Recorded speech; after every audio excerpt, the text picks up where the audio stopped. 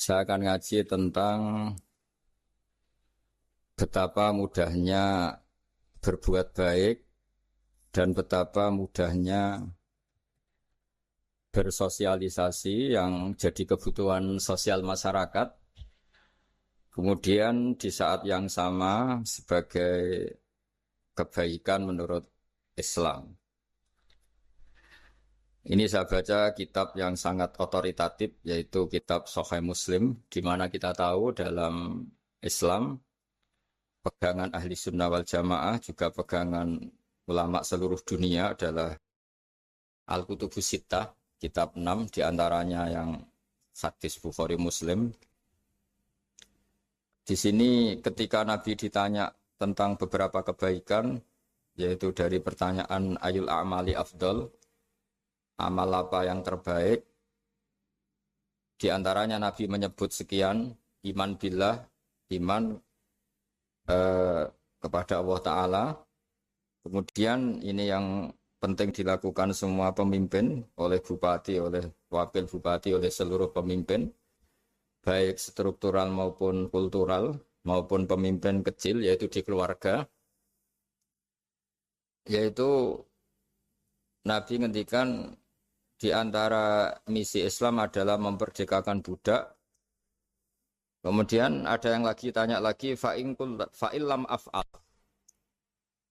Lalu dari sekian kebaikan yang butuh biaya itu saya tidak mampu melakukan ya Rasulullah. Kalau nyumbang masjid saya tidak mampu. Kalau berbuat bikin fasilitas umum saya tidak mampu. Ada yang sekian pertanyaan dari sahabat, kalau misalnya kebaikan yang butuh biaya kami tidak mampu. Termasuk di sini disebutkan kemampuan berhaji, kemampuan zakat, kemampuan sedekah. Kalau semua itu kami tidak mampu ya Rasulullah. Kata Nabi, tu'inu soni'an aw tasna'u li akhraq. Ini di Sahih Muslim di bab iman dengan judul Babu Bayani Kaunil Iman Billah Afdalal A'mal. Kalau saya tidak mampu semua melakukan itu ya Rasulullah, yaitu melakukan kebaikan yang butuh biaya. Kayak bangun masjid, bangun jalan, bangun fasilitas-fasilitas publik. Tu'inu soni'an aw tasna'u li akhraq. Tu'inu nulungi sira soni'an ing wong sing ahli sun'ah, ahli kreatif atau ahli, kalau orang sekarang itu bilang dia pekerja. Dia pekerja rumahan atau production house atau apa saja. Autas na'uli akhraq. Atau kamu membantu orang yang tidak punya pekerjaan. Terus sahabat masih tanya, Aro'aita indo'iftu an ba'dil amal. Kalau semua kebaikan aktif saya tidak mampu melakukan ya Rasulullah, kebaikan menolong orang lain, kebaikan yang bersifat aktif. Jawabnya Nabi, dan ini pegangan saya, pegangan kita semua, panduan dari Rasulullah SAW, Nabi ngendikan, takufu syarro ka'anin nas, fa'innaha sodakotun minka ala nafsik. Ya, saya ulang lagi, takufu syarro ka'anin nas, fa'innaha sodakotun minka ala nafsik. Kamu dalam berislam cukup menjaga supaya kejelekan kamu tidak punya imbas pada orang lain. Ya, ini penting dalam Islam, jadi kalau tidak bisa berbuat baik, potensi keburukan kita jangan sampai menimpa orang lain.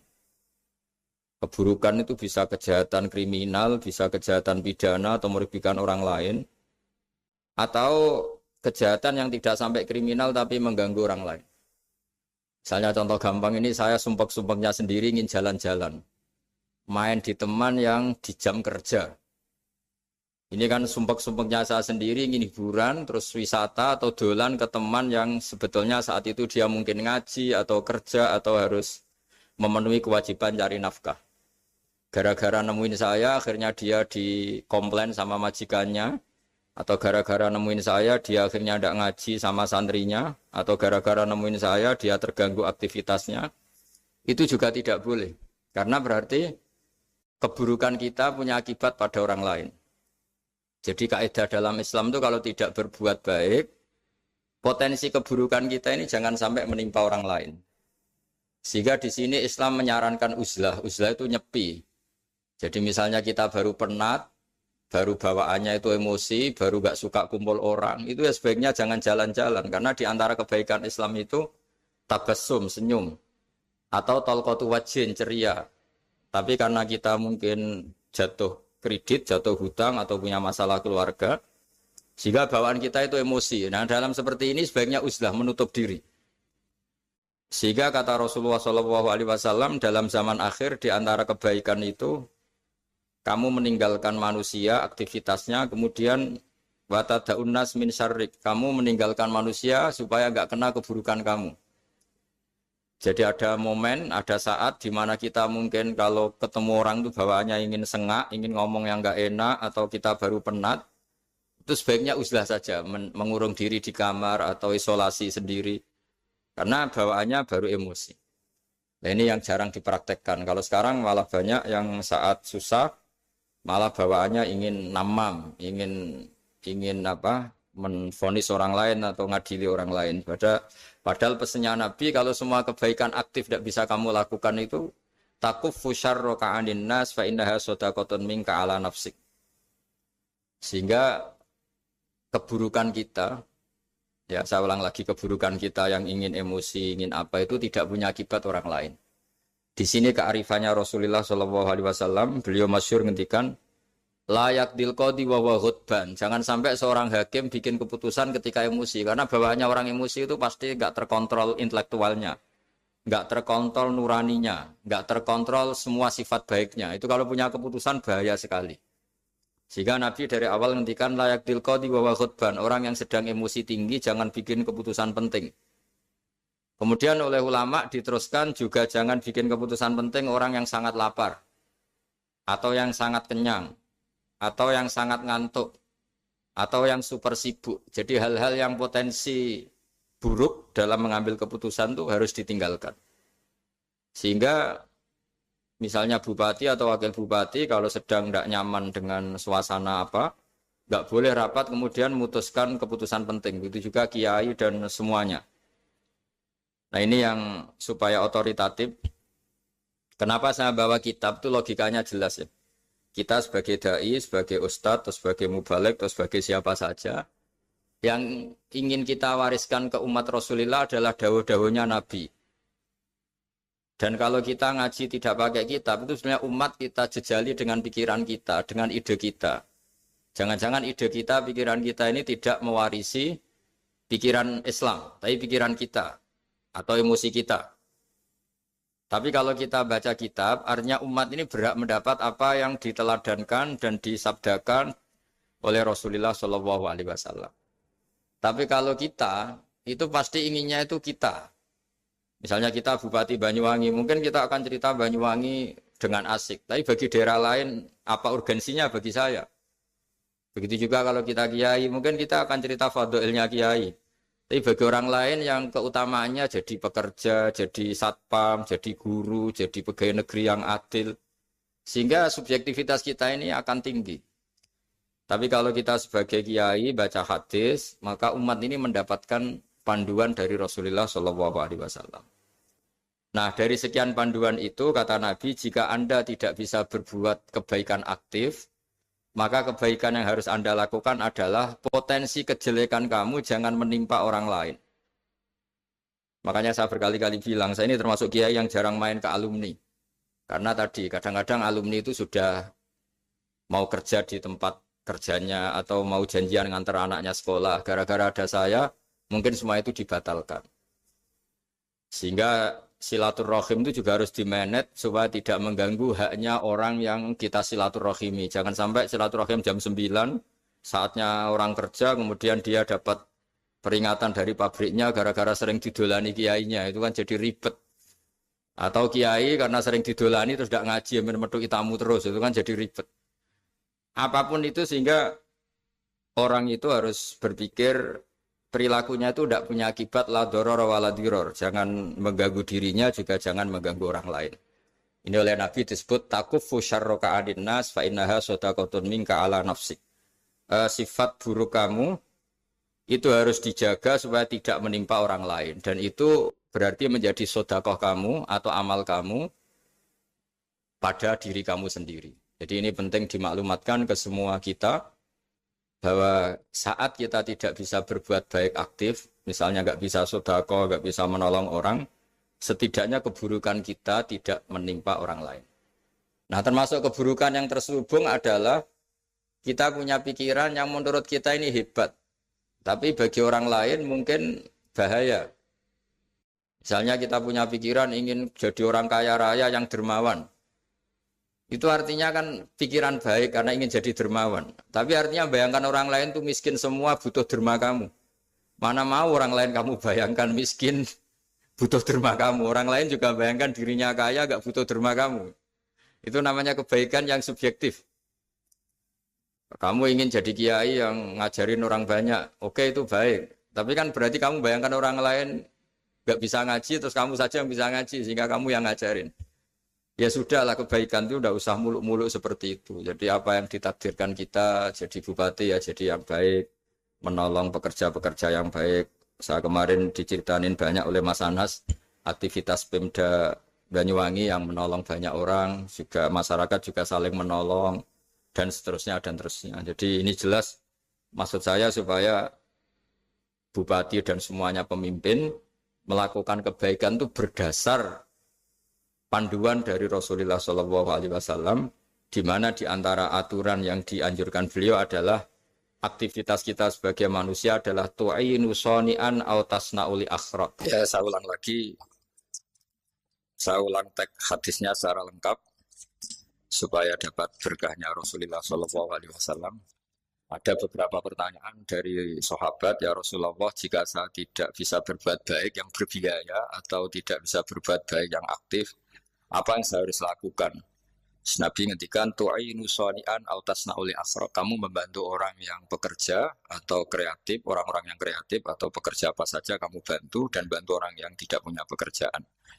Terus ditanya lagi, qultu ya Rasulullah ara'aita in dha'iftu an ba'dil amal. Bagaimana kalau itu pun saya tidak bisa ya Rasulullah? Terus Nabi ngendikan tafuqifu syarraka anin nas fa innaha shadaqatun minka ala nafsik. Yang penting keburukan kamu tidak menimpa ke orang lain dan itu bagian dari sedekah kamu. Nah, perlu saya ingatkan ke semua kita lah. Makanya pentingnya membaca umat Islam dengan ilmu usul fikih. Saya berkali-kali bilang, jika ada seseorang tidur, itu jangan kamu baca sebagai tidur yang meninggalkan tahajud, meninggalkan sholat qiyamul lail, meninggalkan wiridan di malam hari. Tapi juga bacalah saat itu dia tidak dugem, tidak maksiat, tidak narkoba. Sehingga barokahnya ilmu itu ada respek pada umat Islam yang tidur. Karena tidur itu juga ada fungsi meninggalkan sekian maksiat, sekian kriminalitas. Tapi kalau kita kulino tidak baca dengan ilmu, maka melihat orang tidur itu ya kayak meninggalkan tahajud, meninggalkan wiridan, meninggalkan qiyamul lail. Sehingga bawaannya kita ini akan kurang respek. Tapi kalau kita membacanya dengan ilmu, orang yang tidur di malam hari, maksudnya ya sudah sholat isya, itu ada sekian potensi maksiat yang dia tinggalkan. Dia tidak merasani orang, tidak adu-adu orang di medsos, dia tidak dugem, tidak meninggalkan. Pokoknya ada sekian kebaikan dalam saat tidur itu. Ini barokahnya ilmu. Tanpa ilmu kita tidak bisa respek seperti ini. Karena bawaannya akan, oh ini malam-malam tidak tahajud, tidak wiridan, tidak apa. Tapi kalau kita dengan ilmu, itu akan membaca dengan tidur, artinya orang tidak maksiat, tidak dugem, tidak ngerasanin orang, tidak ngata-ngatain orang. Nah di sini Sadaqallahul Azim ketika ngendikan wa min ayatihi manamukum billaili wan nahar. Termasuk ayat Allah itu orang tidur. Maksudnya tidur yang dengan dimaknai positif tadi, bisa istirahat, bisa meninggalkan maksiat, bisa apa-apa. Nah ini di sini hebatnya Rasulullah SAW ketika beliau memandu kebaikan. Di antara kebaikan itu apa? Takufu syarroka anin nas fa innaha shadaqatun minka ala nafsik. Kamu, potensi buruk kamu atau keburukan kamu jangan sampai menimpa pada manusia, pada orang lain. Dan itu bagian dari sedekah kamu. Ya, saya mohon maaf sama Bu Bupati, sama semua Pemda, sama Wakil Bupati karena saya tidak bisa lama-lama. Saya punya wadifah. Tadi ini pun sudah ngurting ngaji saya karena saya harus ikut ngaji di sini. Dan mari sama-sama berdoa. Al-Fatihah. Jadi status gambaan ini kita mantapkan dulu. Jangan ada status lain kita di depan Allah kecuali status kehambaan. Saya punya analogi dan itu saya ulang-ulang karena di antara ciri Quran itu mengulang-ulang sesuatu yang harus jadi pegangan. Saya ulang lagi, di antara ciri Quran itu mengulang-ulang sesuatu yang jadi pegangan. Jika kita belajar ilmu fisika atau ilmu apa saja, maka kita akan bicara materi sesuai statusnya. Jadi kita harus latihan untuk iman kepada Allah. Saya tanpa mengurangi rasa hormat, saya memberi contoh begini ya. Ini jam, materinya dari besi. Ini kertas, materinya ya kertas. Tentu secara fisik, orang akan bilang jam ini lebih kuat timbang kertas. Dan itu pasti dibenarkan dari segi materi.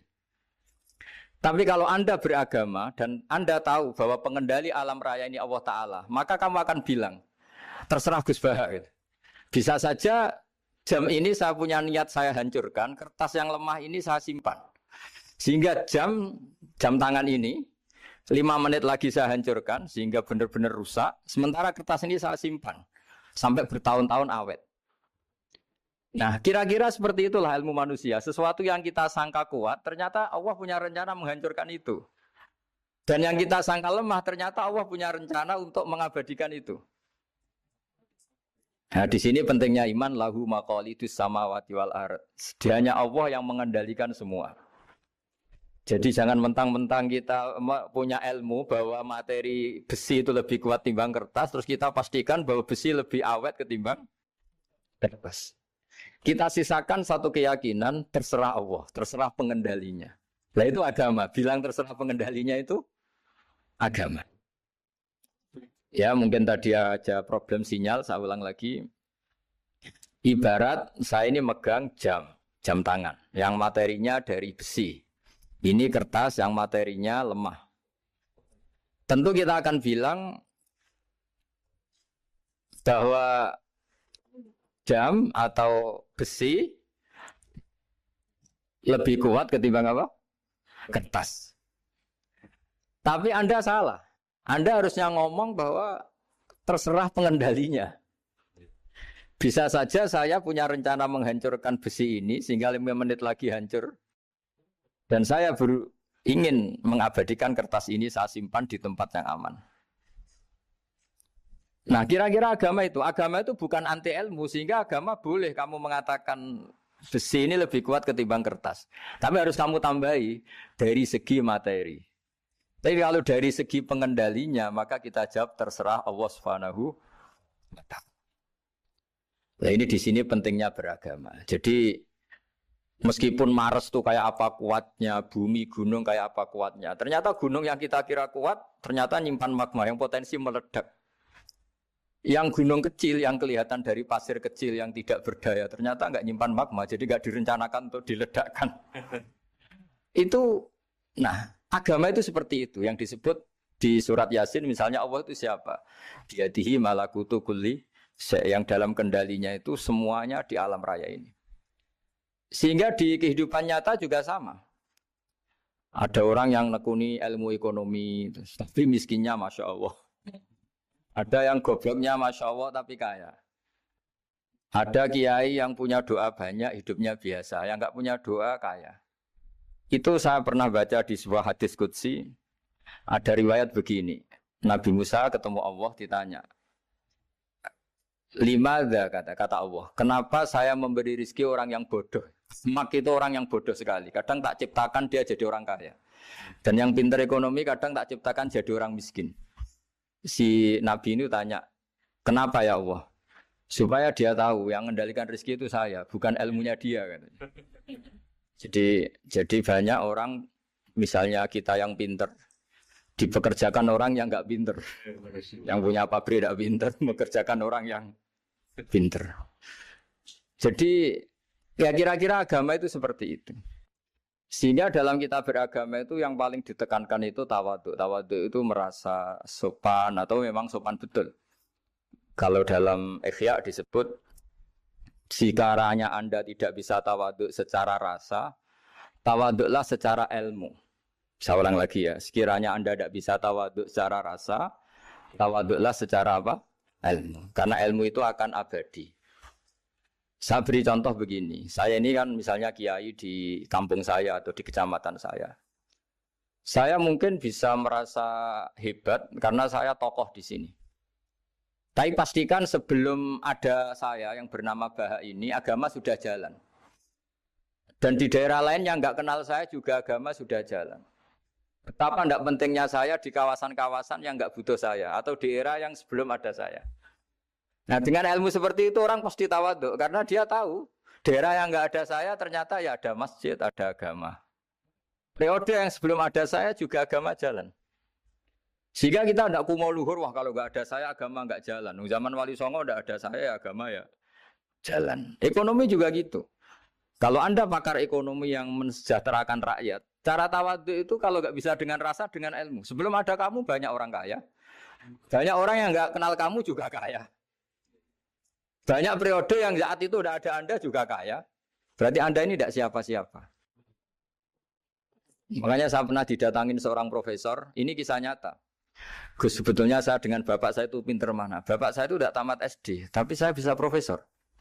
Saya ini profesor. Anak saya naik kelas saja sudah senangnya bukan main. Setidaknya ini orang bodoh bisa menciptakan orang pinter. Yang orang pinter kesulitan menciptakan orang pinter lagi. Nah, kalau kita tidak bisa tawaduk secara rasa, tawaduklah secara ilmu. Ikhlas juga gitu, saya sering ngajarkan ikhlas di beberapa kesempatan ngaji. Kalau Anda tidak bisa ikhlas secara rasa, ikhlaslah secara ilmu. Pasti bisa, bukan mungkin bisa, pasti bisa. Secara ilmu. Makanya di Quran disebut fa'lam annahu la ilaha illallah. Ilmu, fa'lam itu dari kata ilmu. Saya beri contoh, saya mulai kecil sampai sekarang. Sekarang saya sekitar umur 50 tahun. Mulai kecil sampai sekarang itu ya bilang kalau kertas ini putih. Itu ya ada yang gaji, ada yang bayar. Tapi saya selalu bilang kertas ini putih. Yang hitam ya saya katakan hitam, yang merah saya katakan merah. Kenapa? Karena itu fakta. Saya ulang lagi, karena itu fakta. Sehingga saya untuk mengatakan putih tidak perlu ada yang bayar. Sehingga ketika kita latihan sholat, latihan ibadah, dan mengakui Allah itu sebagai Tuhan kita akan malu. Loh, faktanya Allah itu kan Tuhan. Mau mengatakan fakta kok minta upah ini gimana?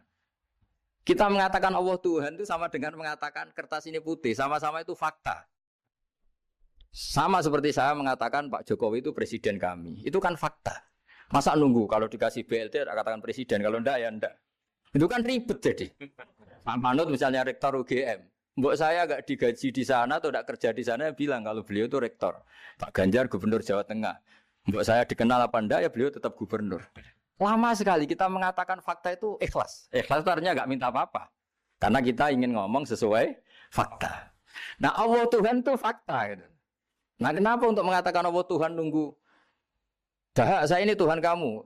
Ya nunggu dulu Gusti. Kalau engkau masukkan kami ke surga, engkau Tuhan. Kalau enggak ya enggak jadi. Tidak bisa seperti itu. Ya Allah tetap Tuhan. Nah kalau Anda tidak bisa ikhlas secara rasa, ikhlaslah secara ilmu. Ilmu ya tadi kita akan selalu bilang yang putih, putih, yang hitam, hitam. Makanya ini pentingnya ilmu. Tawaduk juga gitu. Kalau Anda ditakdir orang yang GR, yang gede rumongso, ditakdir orang yang kumo luhur, secara rasa bisa dilawan secara ilmu. Ada periode di mana sebelum ada kita yang kaya ya banyak, yang dapat hidayat ya banyak, yang terpelajar ya banyak. Ada daerah yang nggak kenal kita, nyatanya pendidikan di situ jalan, sistem sosial baik. Betapa tidak pentingnya kita. Nah ini nanti memaksa kita atau melatih kita untuk tawaduk. Nah dari hikmah ilmu itu kemudian kita minta maaf sama orang lain itu mudah. Karena kita sadar bahwa adanya kita ini problem. Saya sering digojlok orang-orang kaya. Orang-orang kaya itu ya kadang agak kurang ajar tapi nggak bisa dibantah. Begini, pernah tanya saya gini, Gus, saya ini punya mobil mahal, harganya 2 miliar. Kayaknya yang berak pakai jalan raya saya kan. Bisa, bayarnya pajak saya mahal. Sehingga kayaknya paling pantas saya. Yang naik ontel itu kan nggak bayar pajak. Harusnya nggak boleh pakai jalan gitu. Terus saya bilang, mbah-mbahnya yang naik ontel itu pejuang, bapak kamu enggak.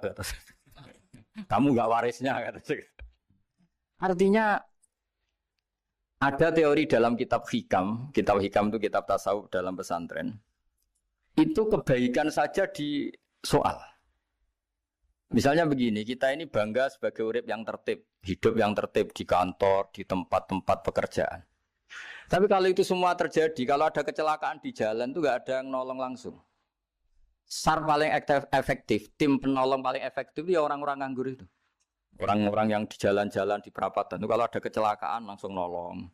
Itu nanti ambulan itu yang kedua, ketiga yang nolong pertama ya orang-orang yang nganggur-nganggur di jalan itu. Ada orang tersesat nolong. Maka ketika seorang sahabat tanya, ya Rasulullah kalau engkau melarang kita jagongan di jalan itu kita tidak bisa. Tapi kata Nabi, ya silahkan saja tapi adu haqqat thoriq, kamu di jalan itu datangkan. Apa itu?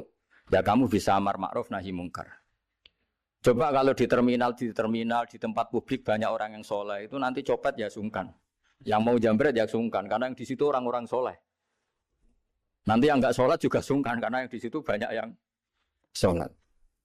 Jadi kenyamanan orang pergi jauh di tempat-tempat sepi itu ya barokahnya orang-orang nganggur terus ngaji, wah nengkono masih rame ada orang yang di perapatan di pertigaan. Bayangkan kalau ini orang-orang soleh pasti itu nyaman karena wilayah publik dihuni orang-orang yang soleh.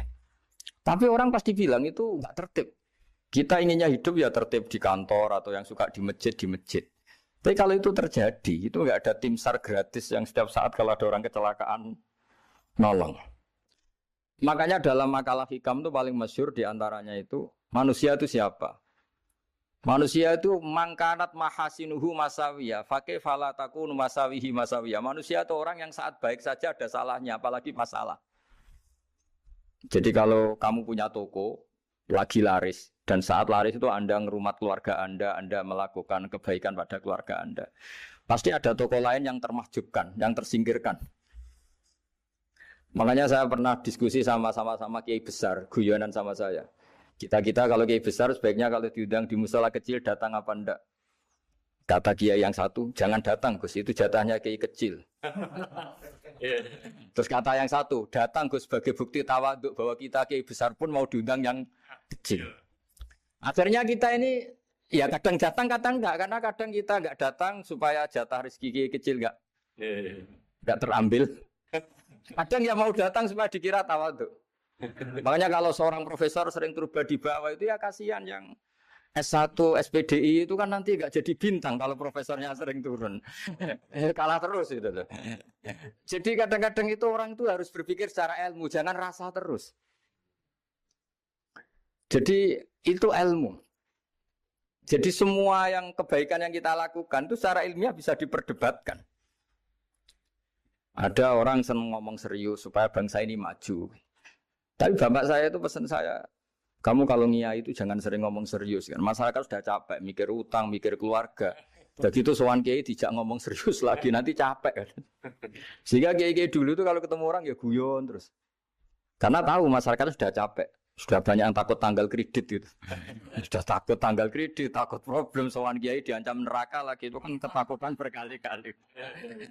Jadi makanya ini kan kebaikan itu dievaluasi karena kita tidak nabi, tidak wali. Jadi kalau kata hikam itu apa yang Anda kira baik itu ada masalah.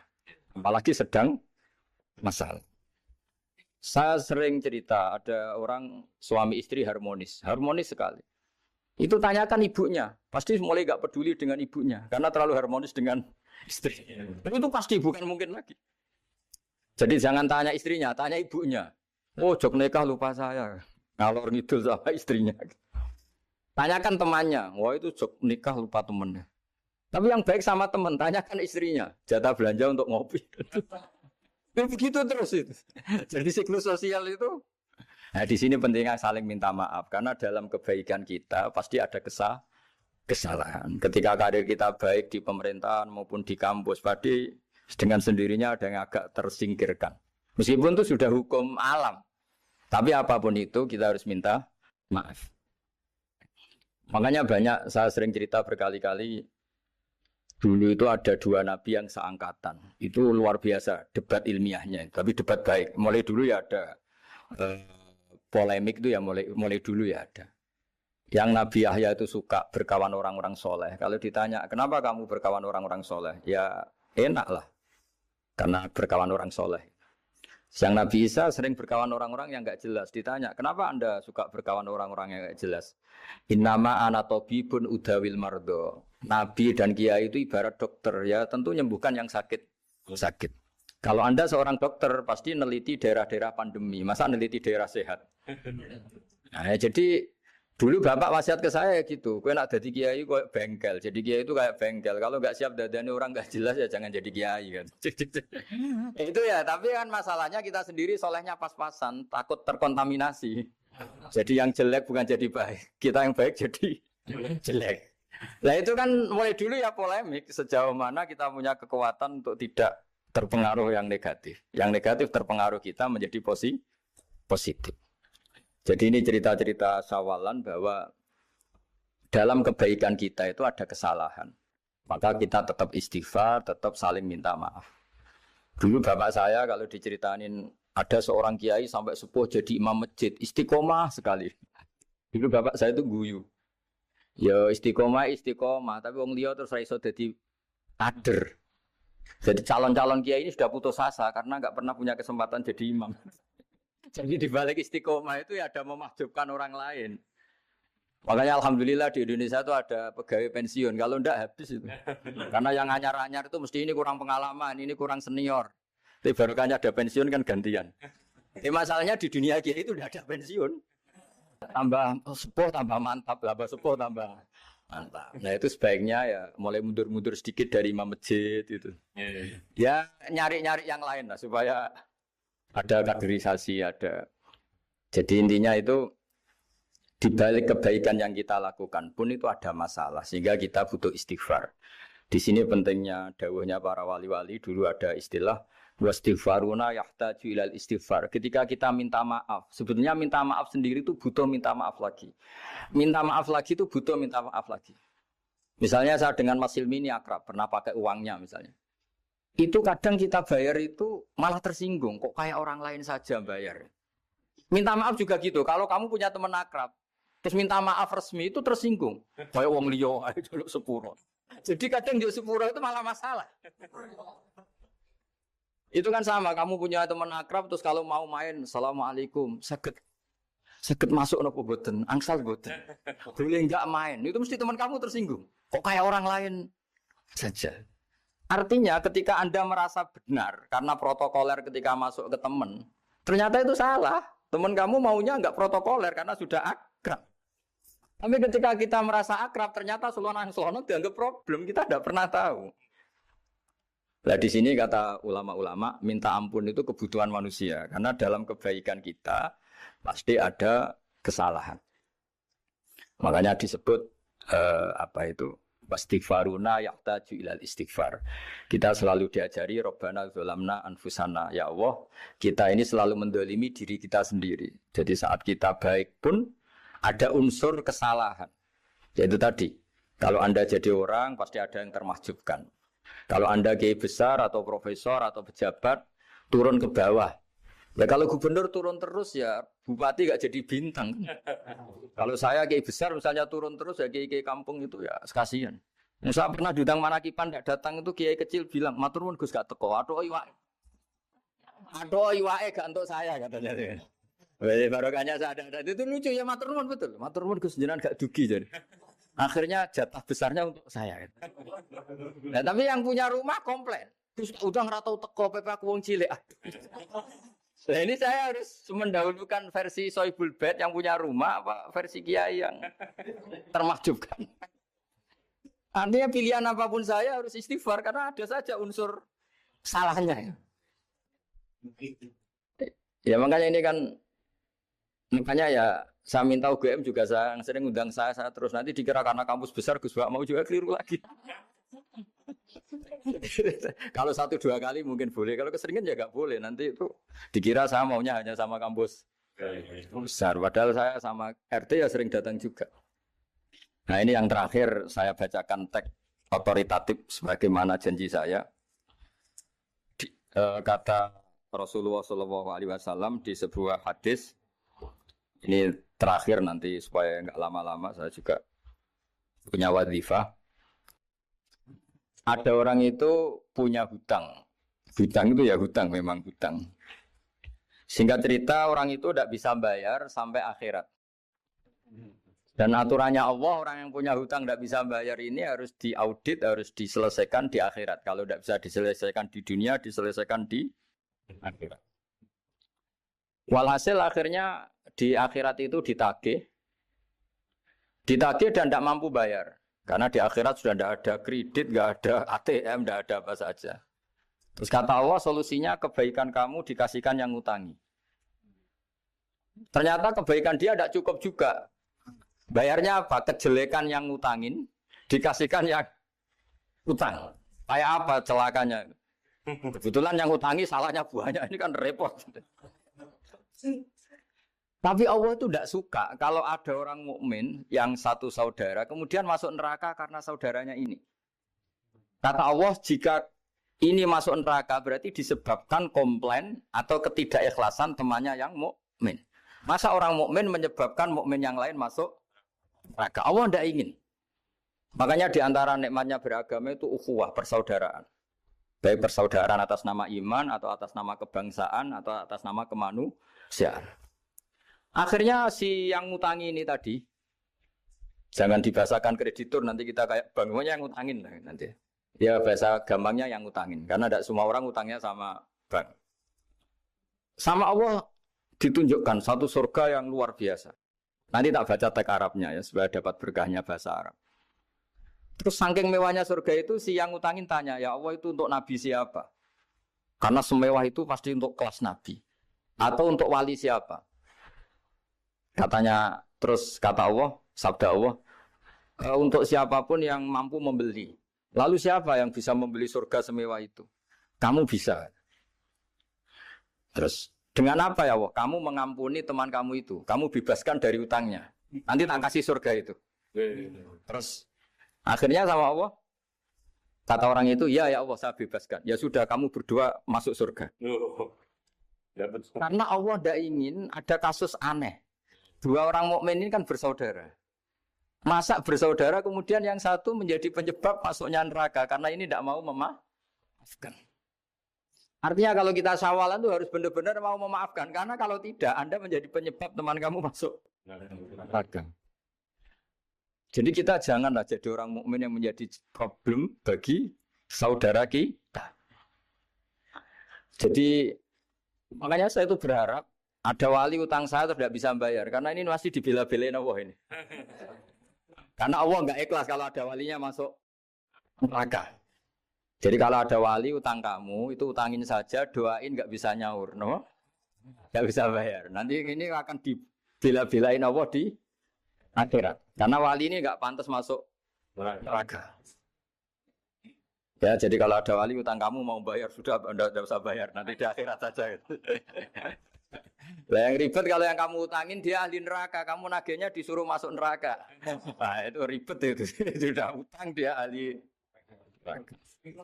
Ya tak baca teksnya supaya ini ada di kitab Ihya halaman 197 juz 2. Status hadisnya waqala shahihul isnad. Kata Imam Hakim hadis ini shahihul isnad.